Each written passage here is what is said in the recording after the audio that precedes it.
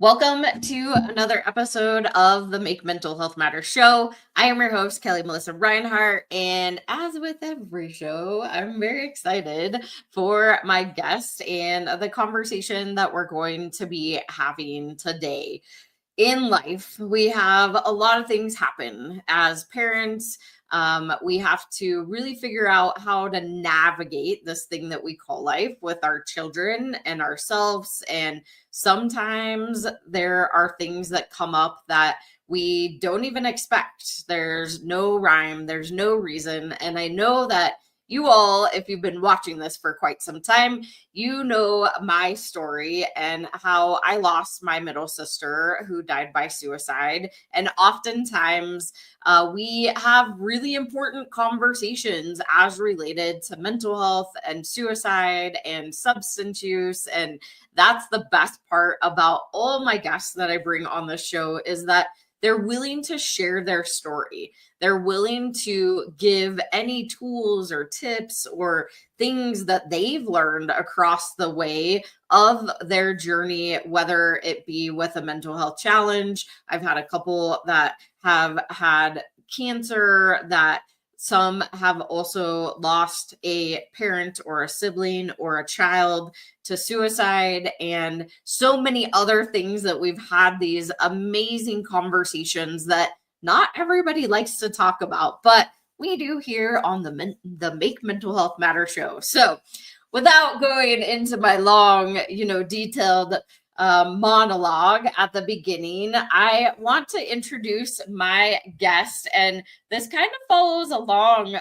Last week, my guest, we talked about his loss of his son and to suicide, and my guest today, she's going to share also. So let me introduce her before I bring her up. So Erin Blechman, I might have said that wrong, so you can correct me if I said it, is an author, speaker, and certified grief educator whose mission is to elevate the conversation around grief and loss, mental illness, and suicide.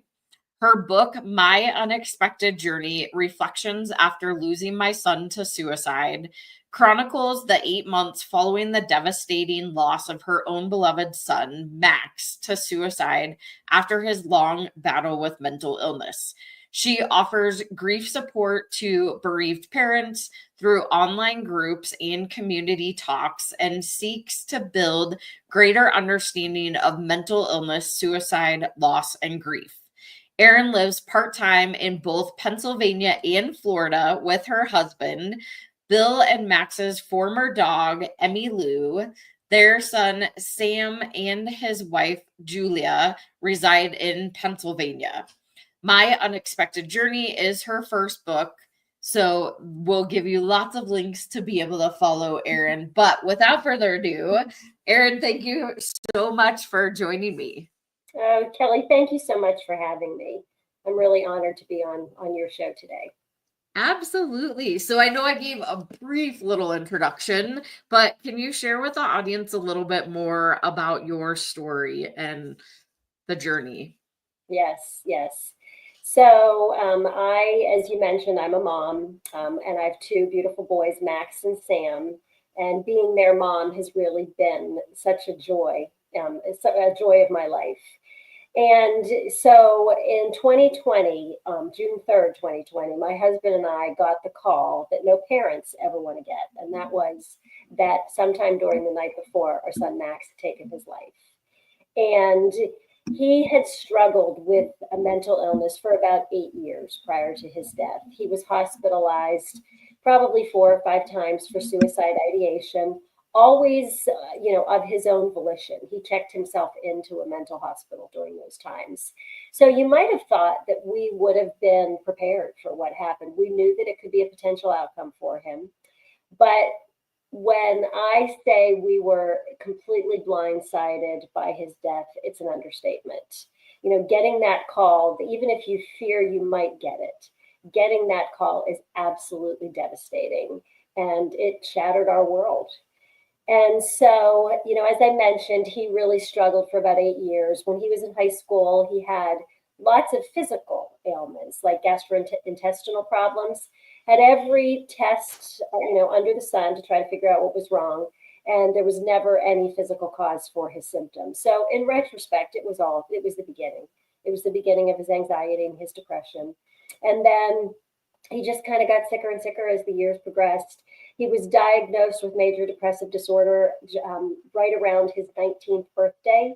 And then a year later, right around his 20th birthday, he was diagnosed with epilepsy, just started having seizures out of the blue.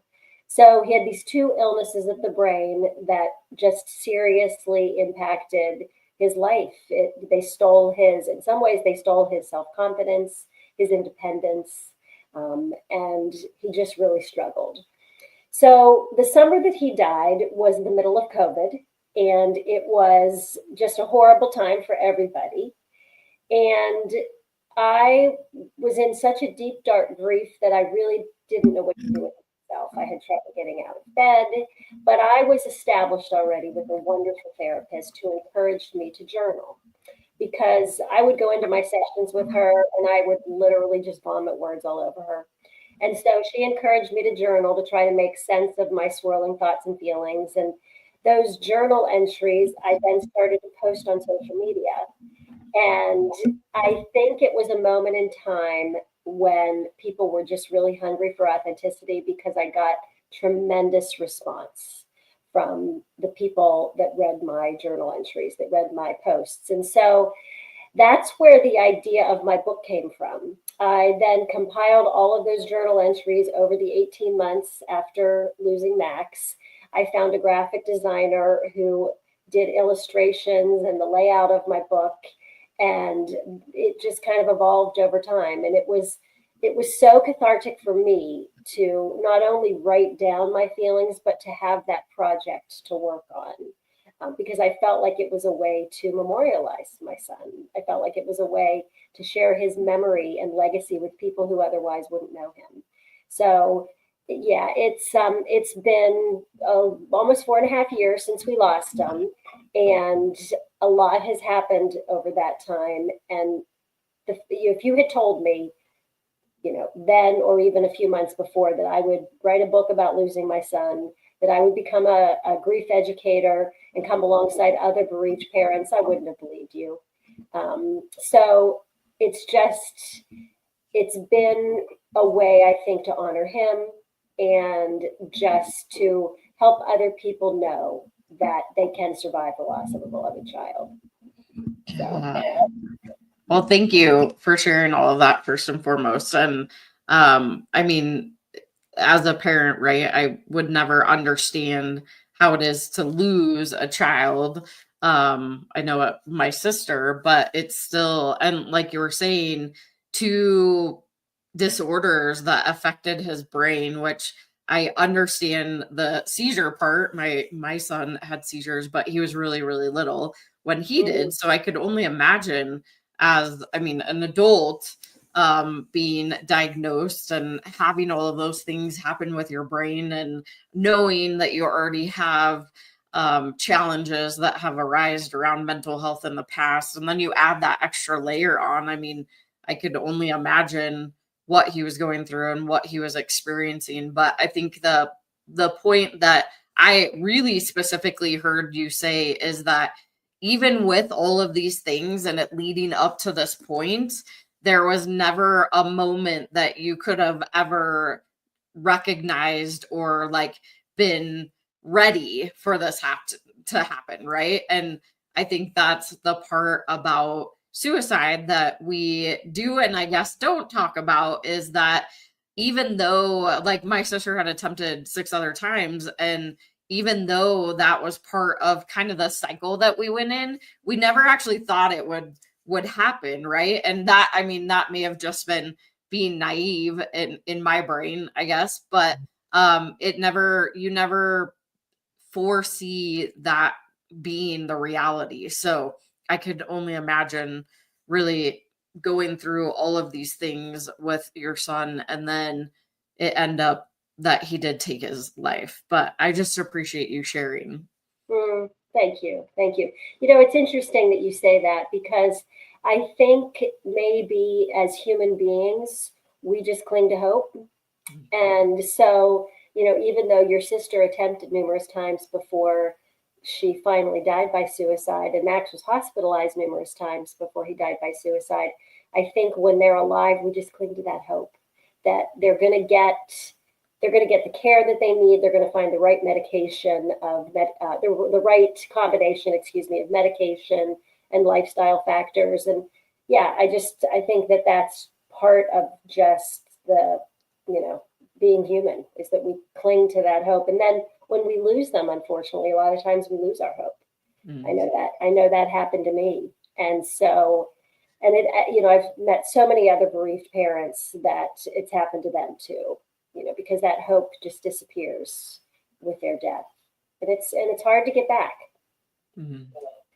Yeah, that's a great point, is that we're just hoping that, they're going to see the or the light at the end of the tunnel, or they're going to, wake up one day, and not that we assume that everything's just going to be fine, but sometimes in your brain, you're like hoping that is going to be the thing that's going to happen. And I know it's a hard place to be, even as the person that might be struggling with suicidal thoughts, or if you're going through all of these challenges. I like to use challenge versus disorder or disease or diagnosis, but when you're going through all these things, it's kind of hard to see outside of that experience. And so I guess in a way, like, I kind of see both sides, and that may be kind of a weird thing to think about too. And I don't know why that just popped into my head, but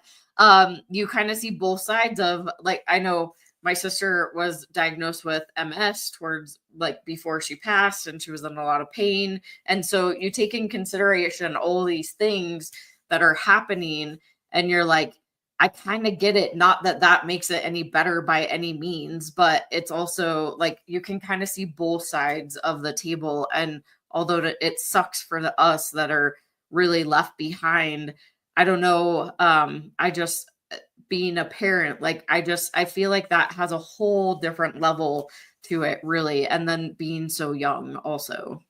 Yeah. Yeah, you're absolutely right. And I think you touch on something that's important for people to understand. When someone dies by suicide, the factors that go into that act, that decision on their part, are multi-layered and very complex. And again, I think as humans, we don't like that. We want to pinpoint a simple answer, a single answer. And I remember when Max died, it was COVID, and so I had so many people say to me, was he a COVID fatality? Even though they knew he didn't die of COVID, they still thought COVID was the reason. And, at the time, I sort of agreed with that. But now that I have some distance and I've learned so much more about suicide and suicide prevention, I realize that it is the result of a very complex set of factors. It's not just one thing. And I think in some ways, to reduce it to one thing is dishonoring the person that we lost, because they were complex, multifaceted people. And there were, it wasn't just one single thing that caused them to make that choice, make that decision. So I think that's important for people to understand too. Yeah. It's not, maybe somebody wakes up one day and they're like, oh, by the way, I want to die today. But it's usually not that. It's more of, there's so many more layers. And I think that even, that goes into mental health and any mental health challenges that arise. There's so many other layers. It's not just like one diagnosis. And you said it, is that finding the right cocktail of medication. That was very similar for my sister, of finding the right cocktail and having it be consistent, right? Because then towards the end, as we found out, is that she stopped taking her medication. And so that could have been a lot of factors, right? So yeah, there's just so many factors that go into it. And what I love is that you have also taken the tragedy. My brain is not connecting with my mouth. I'm like, wow. But you've taken it and really shifted into this place of understanding and trying to help other people, which not everybody wants to do. So, yeah. Well, I think that has been a big part of my healing, to be honest. Is, first of all, there was so much I didn't understand about his depression when he was alive.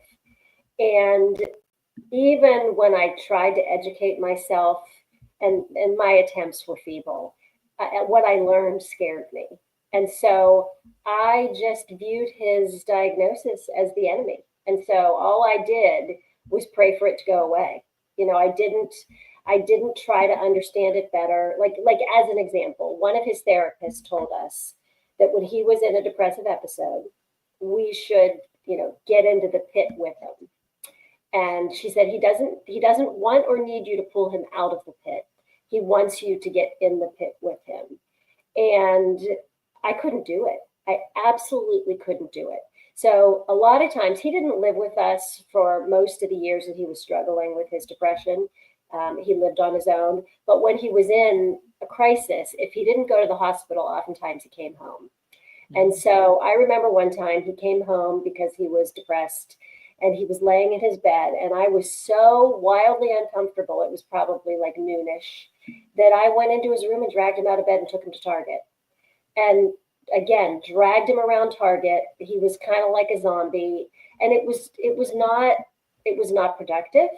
And he probably felt, he did it certainly for me. He didn't do it for himself. And he probably just felt so misunderstood. So not seen and not heard. And that's a regret that I have. And, I've learned now that I'm a grief educator, the number one need that we have when we're grieving is to have our pain witnessed and not minimized, not ignored, not fixed. So it's in essence, the same thing, right? When we're grieving, we want others to grieve with us. When he was depressed, he needed other people to just acknowledge how he was feeling, not try to ignore it or fix him or minimize it. And so I have a greater understanding of what I should have done because of my grief and the education that I've gotten in grief that I didn't know. I didn't know that, that was the number one need of the grieving. So yeah, I've learned so much in retrospect, and I really do want to try to share that with others so that, other people can maybe make different choices, better choices than maybe the ones that I made. So. Yeah. And so there's a couple thoughts that are popping into my head, but we're going to go to our first sponsored break because I think that is a really interesting conversation that you began to share about. So we'll be right back after this quick sponsored break. And I do want to say that this episode is sponsored by Erin, and her book did get relaunched in September. Erin, if you want to show the book now, you can grab a copy, and it is called My Unexpected Journey: Reflections After Losing My Son to Suicide. Again, it chronicles the 18 months following the devastating loss of her own beloved son, Max, to suicide after his long battle with mental illness. Thank you, Erin, for sponsoring this episode. We'll be right back after this quick sponsorship. 1,917 people die daily from suicide globally. I lost my middle sister, Kelli, to a completed suicide on February 20th, 2017. How does Make Mental Health Matter save lives? Number 1, awareness. My story, Oliver, it isn't unique. I am a domestic violence survivor and a recovering addict. For 14 years, I was in active addiction. And because of Kelli and the work that she does and the opportunity to have my voice heard, I was able to stay clean and sober and have hit a year. I'm still here. And if it wasn't for Kelli answering my call the day that I thought I was going to take my life. Number 2, Conversation. I'm curious, and I know that I've heard a lot in the BIPOC community. It is very hush hush. It's like one of those things that you don't talk about. Like, you literally feel like it's not a conversation you can have. So can you talk a little bit more about that? First, shout out to Kelli, because I'm glad that she asked the question. I researched you before I went on your show, and I saw how real and authentic you were. And I just appreciate the question, because it is different, and we have to have tough, courageous conversations. So yes, I always say I'm a triple diversity threat. I'm a Black woman with multiple disabilities. Now, I'm not really a threat, but to other people, I may be, because people fear the unknown and what they're uncomfortable with. Number 3, education. Kelli's passionate commitment to mental health awareness is a beautiful thing. It's clear in her social media posts, it's clear in the resources that she puts together, in the activities that she provides, her collaboration with organizations, and the consistent way that she continues to deliver a message, encouraging people to understand that they can share openly and to break the stigma around mental health. Kelli's topics cover children and adults, talk about things that we can do as a community, things that we can do individually, and her website is packed with information and resources and all kinds of contacts that you can use to reach out, whether you're dealing with something yourself or you're looking to help somebody else who is struggling. I encourage you to check it out. And like that, we're back. If you happen to be just joining the Make Mental Health Matter show, thank you for tuning in, whether you're listening or watching.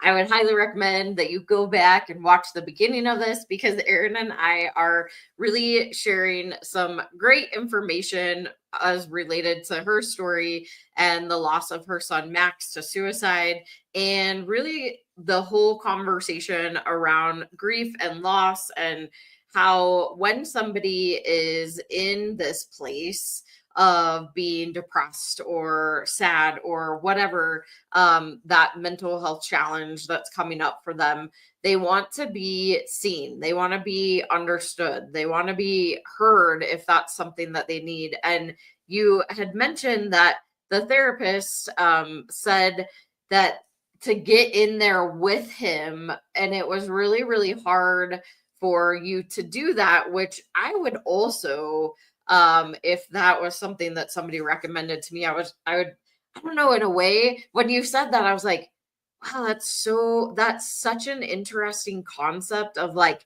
getting in there with them.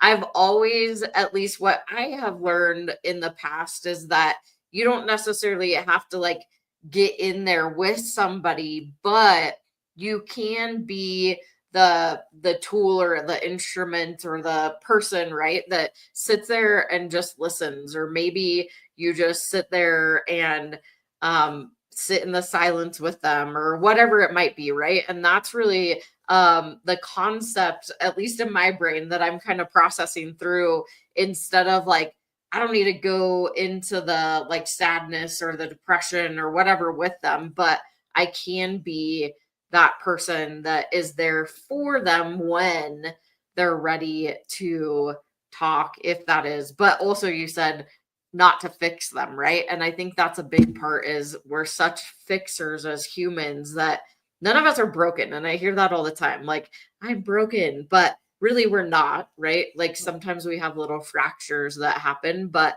there's no reason that we need to be fixed. So that was just really interesting when you said that. And I don't know, like, where that, like, get in there with them, because that is hard, especially if you're not in that headspace. Yeah. Well, I think that that's what she meant, and that's the advice that I have given to other friends or people that come to me and say, my daughter is struggling with depression. And, so looking back to that day that I dragged him out of bed and took him to Target and dragged him around the store, maybe what would have been more productive would have been for me to get into bed with him. Mm-hmm. And not to necessarily wallow, but to just be there, just to lay with him and talk to him and just try to understand him versus trying to fix him. And so I think that's what his therapist meant is, don't go don't go to their depression with them, or don't become depressed yourself, but just acknowledge it, see them, and be there for them, and help them know that you're on their side no matter what. So, I think, Yeah. yeah, but it's hard. It's hard to do. It's hard. It was virtually impossible for me to do as his mom. It really was. Well, and I think, I mean, so, and this is, of course, just coming from me. I know that we all experience things differently. We all parent differently. Like, we're all different humans. Everything's going to be different. So, like, coming from my perspective, and I have a 9-year-old, and oftentimes I have to just take myself out of it, right? Like, I start to go into that fix mode of like, how can I help? What can I do? He's got to talk to me right now, right? Like, in my brain, I'm processing through all this, and then I'm like, stop it. Like, I have to tell myself to stop and just listen. And or I mean, he's so young that like I do kind of have to prompt him into saying things, but there's also those moments that I'm like, it's okay if he doesn't say anything. You don't have to, like, I'm saying this to myself. I'm like, you don't have to make him say something. You don't have to know everything. But sometimes that's really hard. Hmm. Yeah, yeah. And I think it's, for moms in particular, we carry our children in our bodies. They're an extension of ourselves. And so when they're hurting, we're hurting. And I remember I was seeing a therapist different than the one that I was seeing right after Max passed. I cycled through quite a few therapists over the years. But anyway, this therapist said to me, you cannot be as unhappy as your unhappiest child. Because that's like, you've heard that, right? You're only as happy as your happiest child, or unhappiest child. Anyway, he said you can't be as unhappy as that they are. I was like, oh yes, I can. I absolutely can. Like, watch me. I'll do it. I am doing it. So I just think as moms, we feel like we should be able to protect them from everything, even as they get older, and we simply can't. And that's a tough pill to swallow as a parent, because we want to protect them and love them and watch them flourish. And when they're not, it's really difficult. So Yeah.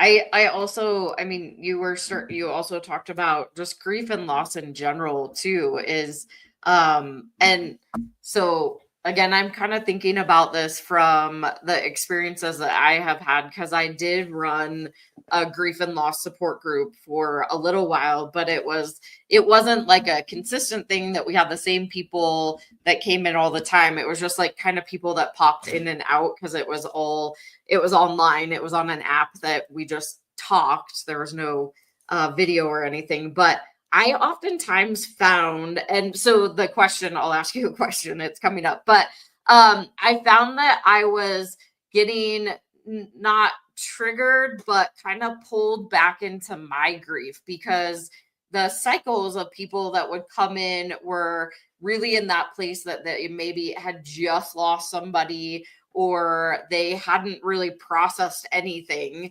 And every single time I went back into that group, it was like, it almost like pulled me back into my grief. And I'm curious, with the work that you do now, have you ever found that experience, or I know you said that it's been part of your healing process, but really working specifically in grief and loss, have you ever found that to be an experience for you? yeah, absolutely. So I would say by and large, it is, I feel like it's an honor for parents to share their grief story with me, for them to share their child. And that I really feel like that is an honor, because it's sacred. It's a sacred story, and not everybody can handle that. So I kind of have that mindset. But prior to my grief groups, I interview everybody, because I want to get to know them before the first session. And my grief groups are short term. They're only 6 weeks. They're online, so people can join from wherever. and they combine education and support. And I'll talk about that in a minute. But I interview everybody, and a lot of times people's stories hit very close to home.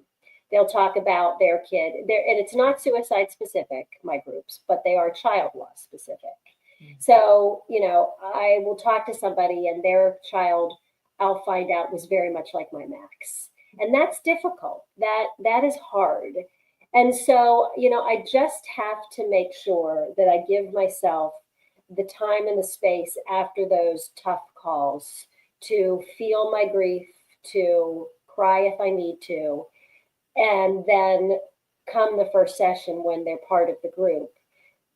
What's really beautiful is that they support one another. I'm the facilitator of the group, but I don't have all the answers. I don't claim to have all the answers. And I just love the way I see these groups come together, these parents, and the way they bond, and the way that they encourage and support one another over the course of those 6 weeks is really beautiful to see. But I mentioned I combined support with education because I knew nothing about grief when I lost Max. I had lost grandparents, but that's the way it's supposed to go, right? The elderly people die after they've led a long and full life, and yes, it's sad, and yes, you miss them, but it's not unexpected. It's not out of order. So when Max died, I mentioned I was just in a very dark and deep place. I went through depression for a period of time myself, and I felt so badly that I really thought there was something wrong with me. So I remember kind of white knuckling it through that first year, thinking, okay, if I make it to a year, I'll feel a little bit better. And when the year rolled around, because that's kind of like the message that culture sends, right? A year, you have a year, and then you're supposed to be better.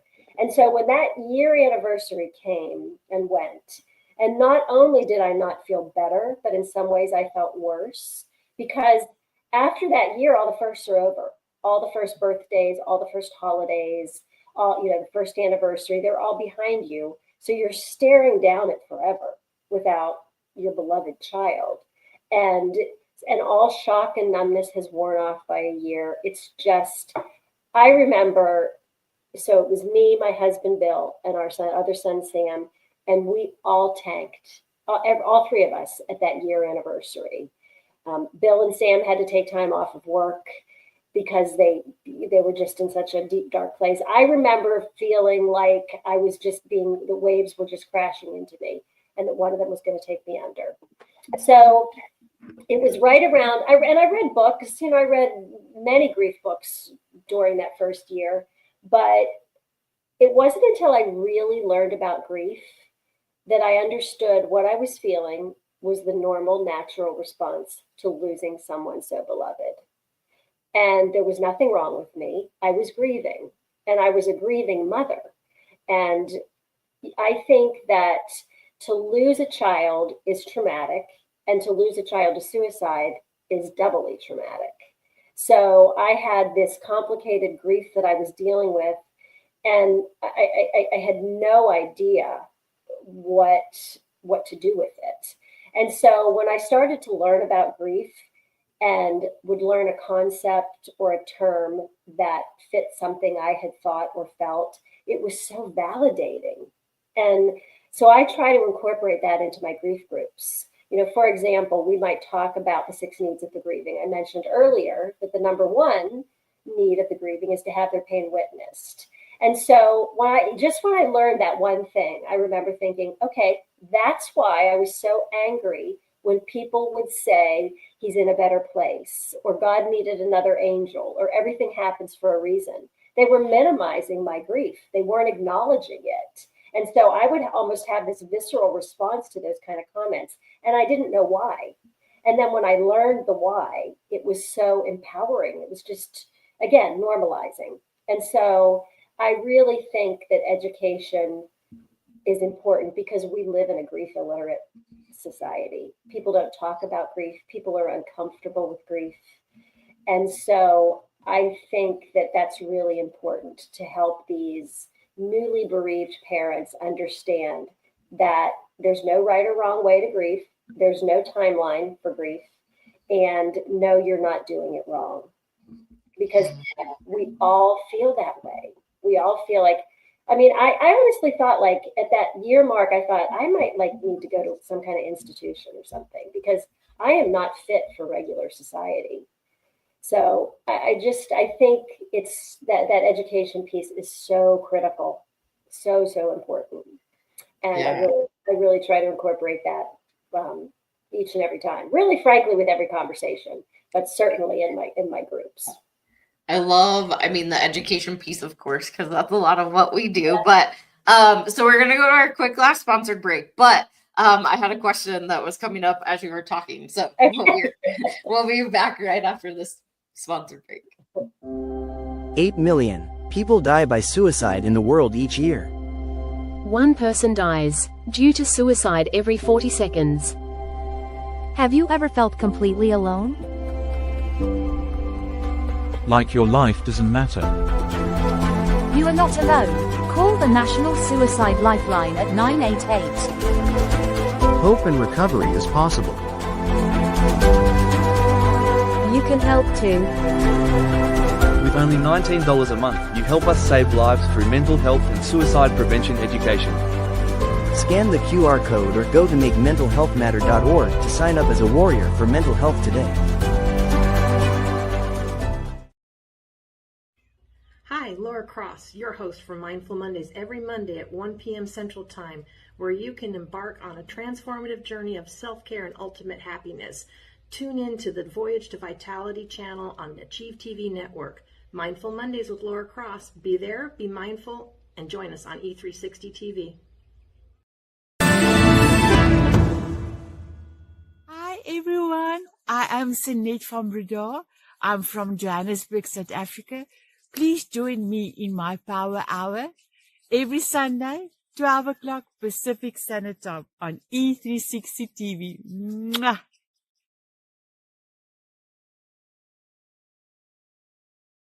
And like that, we're back again. If you happen to be joining the Make Mental Health Matter show now, thank you for watching or listening. Again, make sure you go back and listen to the beginning of this. All good things. And so you were talking about really like education, how you incorporate education into all of your grief and loss groups. And I think that is huge, because I know for me, I wasn't educated at all whatsoever in mental health or suicide or any of those.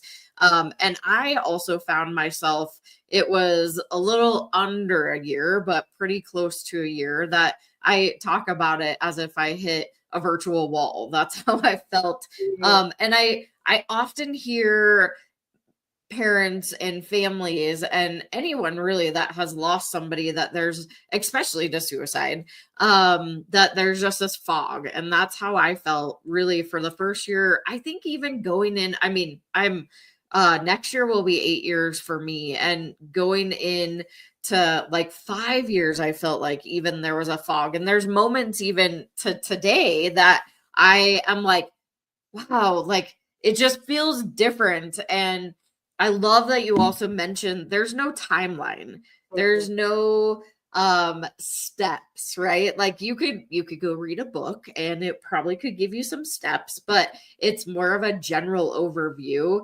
And I was going to ask because what was coming up was this concept around, well, aren't you over it yet? Right? Like I heard that so often when I was doing the grief groups, is they're like, I can't talk to anybody because everybody that I talk to, they're like, well, why aren't you over that yet? And so I love that you had mentioned there's no timeline, right? Like I often refer to it as a roller coaster, because sometimes you have really high highs. I can talk about my sister till I'm blue in the face. And then there's days that it catches me the moment that whether I wake up or I walk downstairs or whatever it is, right? And I'm sure that is a similar experience, or that you've heard multiple people say it in that manner too. Yeah, for sure. And when I remember when I found out that I was going to grieve for the rest of my life, it terrified me. because I thought, I can't survive this level of pain for the rest of my life. But the grief does change, and it never goes away, but it gets easier to carry. And there's lots of analogies that are out there, but at first it's this unruly, huge thing that you can't carry. And then, as time goes on, it just changes, and you find yourself easier to carry. Your capacity for other things increases, but it doesn't go away. And it doesn't go away because even though they're gone, our love for them isn't gone. We still love them. And so one of the things that I talk about in my book is that grief is love with nowhere to go. I don't have Max here to love anymore. And so that love is, that's part of my grief. And I want to remember him. This is a big David Kessler saying. He's the gentleman he's a grief expert, and he's who I did my grief certification with. And he said we would want to remember our loved ones with more love than pain. And I love that, because at the beginning it's all pain. It's nothing but pain. And then as time goes on, like you said, you could talk about your sister till you're blue in the face. As time goes on, we stay connected to them through that love and not that pain. And that's kind of I think that's the goal. That's where we want to get to. Again, understanding that our grief isn't going to go away. We're never going to be over it the way people think. I hate that saying. Like you never get over it. I actually had a friend at one point in time who is also another bereaved parent, lost her child, and she said you never get over it, you just learn how to grow forward. And that was something that I've kept with me, and I was like, oh, that, like, the concept of it, right, you learn to grow forward, and it does eventually change and shift, and not that it gets easier, it just looks different. And I found that I shifted more into celebration. Like, that was where I got to, was that I was able to celebrate her life versus look back on it and have that sadness and the pain and all the things, right? Not that that's not part of, sometimes every once in a while, but also just looking back in the celebration. So yeah, I think that's just an amazing thing to think about, and knowing that there are people out there like you that have turned your pain into something that helps others, but also helping yourself and going through that healing. And I know that you said your book goes into many different strategy is probably not the right word, but do you want to share those? So we're coming closer-ish to the end, but do you want to share those super quick? And then if anybody, like, not detail-wise, because I can go grab the book, but do you want to share a little bit about that? Yeah, so I would say that there's probably like 4 themes of the book, and one of them is the mental health piece. So, I'm describing what it was like to have a family member who lived with a mental illness, and how difficult that was, and kind of things that I did, maybe mistakes that I made, like not climbing into bed with them. So the mental health is a major theme. And then the next major theme is suicide loss, because suicide loss is still stigmatized. And I talk really openly in the book, when I do my community talks, I talk really openly about we need to change that. We need to change the way we think about suicide. Just one example is, we have always heard the term committed suicide. And that word, committed, is usually used to describe illegal or immoral acts. And suicide is a tragedy. It's not illegal or immoral. And so, when I learned that the better phrase is died by suicide, that was helpful. And I try to spread that, whenever I talk to people as well. So, and then the third theme is the loss and grief, because, as I said, I was completely devastated by his loss and had no idea how to process my grief. And then finally, the fourth theme is really the hope and the healing. And I mentioned that I lost my hope when he died. And the way my book is set out, it's broken down into time frames. So it follows 18 months, and it's broken down into time frames. And the last section is the last couple of months before that 18-month mark. And it's titled Hoping to Hope, because I didn't have my hope back at that point, but I could see a time when I would get it back. And so I think that I want to leave people with the feeling that, yes, it's a devastating loss, and you can experience healing and hope even in the aftermath.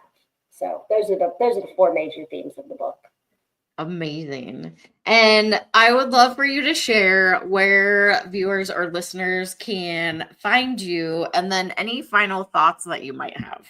Okay, so they can find me on Facebook and Instagram at Erin Blechman, and they can find me on my website, which is erinblechman.com. Yeah, thank you. And my website it's really kind of the one-stop shop. It has information about my book. It has information about my grief groups, information about my community talks. There's actually a sample talk on my website, as well as various podcasts that I've been on. So yeah, it's a good place to go for people to find out just a little bit more about me. And there's also links to purchase my book on Amazon. And my book is available in both a paperback and a Kindle, in an EPUB. And it's available on Amazon and Ingram Spark. Amazing. And I did say it wrong earlier. So Blechman. And if you are listening, it is ErinBlechman.com. And any final thoughts that you want to share with the audience? Oh gosh, I guess just if you are living with a loved one who struggles with a mental health condition, no, you're not alone. And there's other people that understand and would like to help. And I would say the same if you're grieving. If you have experienced a devastating loss like we did, and you feel like it's going to take you under, again, you're not alone. And I hope you'll reach out to me, because I'd love to hear from you. So. Amazing. And like Erin said, she offers grief support groups. And those are online. So the coolest part of that is they're online, and it's a short container. So it's not that you have to come for years and years and years and years, right? It's a short container, but you are also building that community with her and all the other people that are in that group. So thank you so much, Erin. I so appreciate you and this conversation. Thank you, Kelli. Again, it was an honor to be with you today. Yeah. All right, y'all. That was another amazing episode of Make Mental Health Matter. I'm telling you, I have some really amazing people that surround me and that are willing and transparent and wanting to help. Like, there are so many good people in this world that have been through their own experience, and they really transform that into something that helps themselves first and foremost, but also helps others. And I know that it is never an easy conversation to talk about suicide or suicidal ideation, or maybe you are a person who has suicidal thoughts. You really, truly are not alone. It's actually much more common than you would think.